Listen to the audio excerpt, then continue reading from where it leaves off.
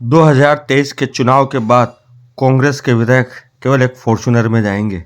ये हम नहीं कह रहे हैं, ये कांग्रेस के ही मंत्री कह रहे हैं। 2023 में बीजेपी आएगी सत्ता में, ये कहना है भाजपा के प्रदेश अध्यक्ष सतीश पूनिया का। सतीश पूनिया पुष्कर के वैष्णव धर्मशाला में चल रहे 2 दिवसीय अभ्यास विस्तार वर्ग शिविर में भाग लेने के लिए पुष्कर आए हुए थे। देखिए पूरी खबर ब्रह्म पुष्कर न्यूज़ पर। प्रदेश अध्यक्ष सतीश पूनिया ने क्या कुछ कहा। दिनेश पाराशर, पुष्कर।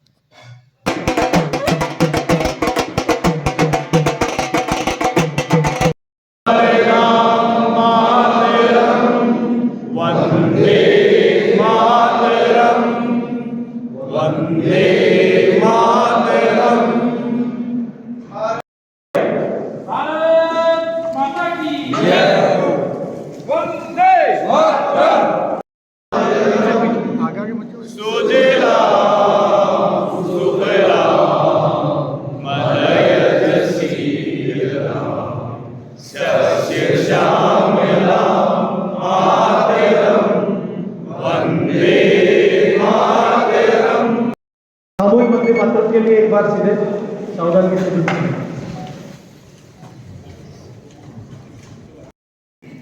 कार्यक्रम में उपस्थित आदरणीय सतीश पूनिया जी के स्वागत के लिए गौरव शर्मा जी।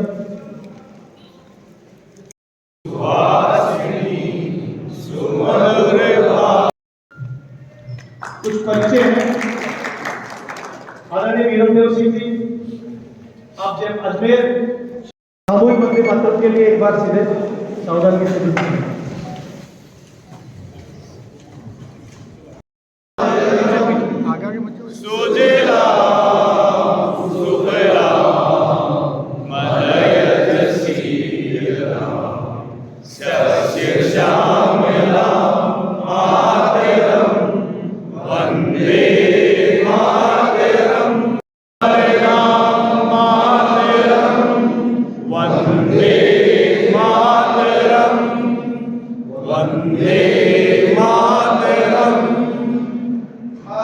हमारे राजस्थान भारतीय जनता पार्टी के प्रदेश संगठन महामंत्री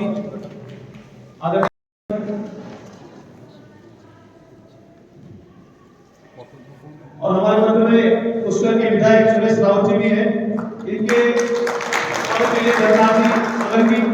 जोधपुर चुनाव हम लोग जीतने के लिए लड़ते हैं और जीतने में सबसे ज़्यादा सक्षम और योग्य होगा उस पर दांव लगाएंगे, बिना किसी लाइकिंग डिसलाइकिंग के, बिना किसी परहेज के। जिनके बारे में ये फीडबैक होगा कि ये व्यक्ति योग्य है और चुनाव जीत सकता है, तो पहली जो शर्त है वो तो यही है।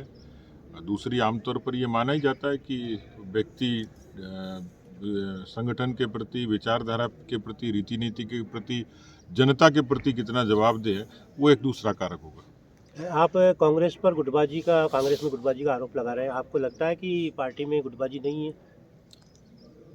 जब राजनीति की चर्चा होती है तो उसको लोग तुलना करते हैं, पर जैसे मैंने कहा कि जब कांग्रेस की गुटबाजी की चर्चा होती है तो फिर बीजेपी को भी उसमें शामिल कर लेते हैं, जिसका कोई कारण नहीं है। कारण इसलिए नहीं है कि पिछले 4 वर्षों के 1500 दिनों का जो रोड मैप है, जो ट्रैक है, उसमें वही सरकार बाड़े में बन रही, उन्हीं के लोगों में विग्रह हुआ, उन्हीं के यहाँ राजद्रोह जैसे मुकदमे उप मुख्यमंत्री पर, पूर्व अध्यक्ष पर दर्ज हुए, उन्हीं ने इस्तीफे दिए। भारतीय जनता पार्टी संसदीय दल की, संसदीय बोर्ड की मर्यादा से, आलाकमान से बंधी है। पार्टी का आलाकमान पूरे तरीके से मजबूत है। जो निर्देश देगा, जिस नेता को देगा, हमारा पहला मिशन है 2023 में कांग्रेस को सत्ता से बाहर करना, भारतीय जनता पार्टी को काबीज करना। इसलिए यहाँ न नेतृत्व का झगड़ा है, न आलाकमान से किसी तरीके का विग्रह है। हम सब लोग उसकी मर्यादा में बन रहे हैं। कांग्रेस पार्टी का ज़रूर है कि उनका आलाकमान कमज़ोर है, तभी तक वो 4 वर्षों में नेतृत्व का निर्णय नहीं कर पाए। हमारे यहाँ यदि उचित लगा तो 4-4 प्रदेशों के मुख्यमंत्री पार्टी के आलाकमान ने बदल दिए, तो स्वाभाविक तौर पर वहाँ की राजनीतिक परिस्थितियाँ और डिमांड के मुताबिक पार्टी ने फैसला भी किया है और बिना किसी विरोध के, विग्रह के पार्टी ने बहुत स्मूथली ये सब चीज़ें मूव किया है। तो मुझे लगता नहीं है कि जो कांग्रेस से कंपैरिजन किया जाता है। हमारे हम लोग सब एक मिशन के लिए लगे हैं और एकजुट होकर लगे। पुनिया जी, आपने उपचुनाव में तो देखा ही है गुटबाजी है, जब भी तो पार्टी हारी है। उपचुनाव का विश्लेषण करिए और साथ में राजस्थान का एक बड़ा जो पक्ष था, जिला परिषद और पंचायत समिति का चुनाव, 2 पक्ष हैं जिसमें 4.5 लाख मतदाता थे। 8 जगह उपचुनाव हुए जिसमें कांग्रेस पार्टी ने जो उम्मीदवार खड़े किए वो सारे वही परिवार थे जिन परिवारों से लोग दिवंगत हुए।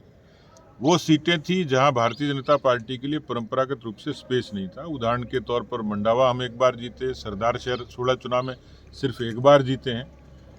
कांग्रेस पार्टी यदि उन परिवारों के इतर कोई फैसला करती तो समझ में आता था। केवल सहानुभूति की लहर, जिस पर 6 सीटें तो कोरोना के कालखंड के कारण हुई थी।